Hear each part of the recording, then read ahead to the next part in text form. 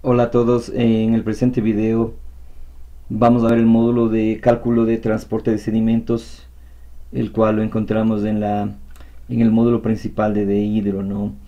Este módulo, el objetivo de la creación de este módulo es para ayudar a los profesionales encargados del diseño de obras en ríos, de alguna manera a inferir cuáles son la cantidad de sedimentos que arrastra el cauce, con el objetivo de conocer la cantidad de transporte de sedimentos en suspensión y de fondo, así como también conocer cuál es la distribución de los sedimentos en la columna de agua. Entonces, en la primera pestaña tenemos el cálculo, el módulo que me permite calcular el arrastre de material, es decir, para determinadas condiciones hidráulicas, determinar cuál es el tamaño mínimo de arrastre del material para evitar que este material sea erosionado. Luego en la segunda pestaña tenemos el cálculo del transporte de sedimentos de fondo y en suspensión por varios métodos. Y finalmente en la tercera pestaña tenemos el cálculo de la distribución de los sedimentos en la columna de agua. Entonces empezamos por el primero. Vamos a suponer yo tengo un tirante, una profundidad del agua de 0,73 metros, una pendiente longitudinal del cauce de 5 metros por cada 1000 metros y el diámetro de 50 del material es de 5 milímetros. Este es del D50, es del material de fondo, ¿no?, que conforma el lecho del cauce. Entonces acá vamos a calcular, tenemos el esfuerzo cortante, la resistencia al corte del suelo y el diámetro mínimo para evitar la erosión, ¿no?, y el tipo de material que necesito para evitar la erosión. Entonces en este caso el esfuerzo cortante generado por el flujo para estas condiciones es de 35.79 newtons por metro cuadrado y la resistencia al corte del suelo es de 4.04 newtons por metro cuadrado. De tal manera que el esfuerzo cortante, al ser sumamente mayor al esfuerzo cortante o resistencia al suelo, lo va a erosionar para estas condiciones, ¿no? Entonces, para evitar que ese material sea erosionado, yo necesito que el tamaño promedio de la partícula mínimo sea de 44 milímetros o 4 centímetros.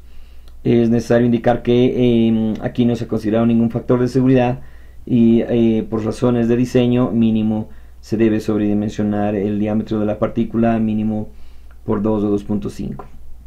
Entonces de esta manera me permite determinar cuál es el diámetro mínimo del material con el cual yo debo recubrir una sección para evitar que sea erosionado por el flujo del agua.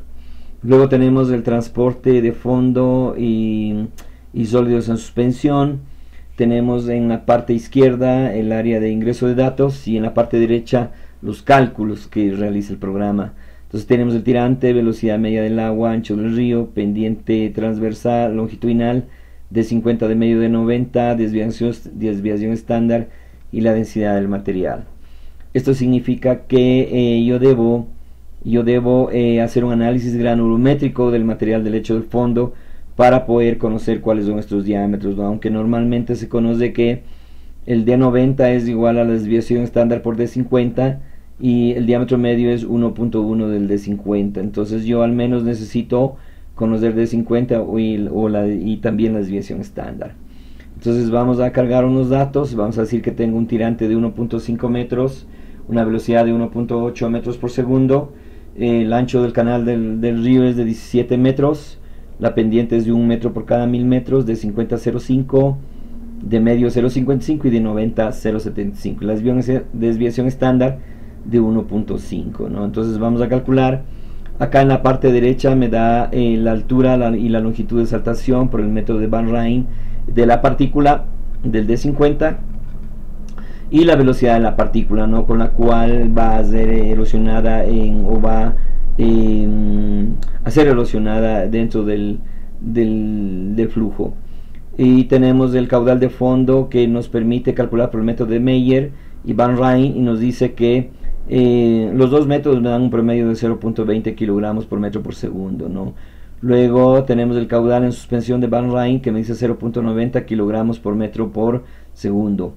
Y finalmente podemos calcular el caudal total que incluye los sólidos de fondo y los sólidos en suspensión de Meyer y Van Ryn promedio es de 1.108 kilogramos metros por segundo, solo el de Van Ryn 1.02, Engel Uda Hansen me proporciona 2.96 kilogramos por metro por segundo, Akers and White 1.11 y el promedio en general es de 1.55 kilogramos por metro por segundo.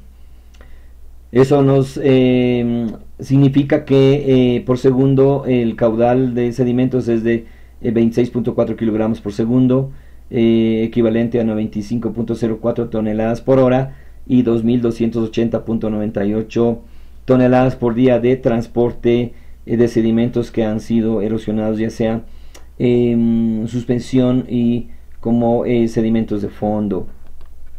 Luego tenemos la tercera pestaña, nos sirve para calcular la concentración o la distribución de los sedimentos en la columna de agua.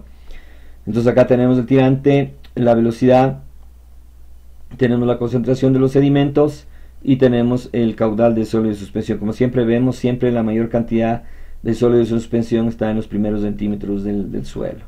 Entonces vamos a ver, tenemos para un tirante o calado de 1.5 metros, una pendiente longitudinal de 1 metro por cada 1000 metros, una rugosidad de Manning de 50, peso del material y el delta Y es la distancia a la cual yo quiero calcular a qué profundidad quiero. Normalmente si escojo a cada 10 centímetros, ¿no? Es decir, que el programa me calcule cada 10 centímetros cuál es la concentración de los sólidos en suspensión en la columna de agua.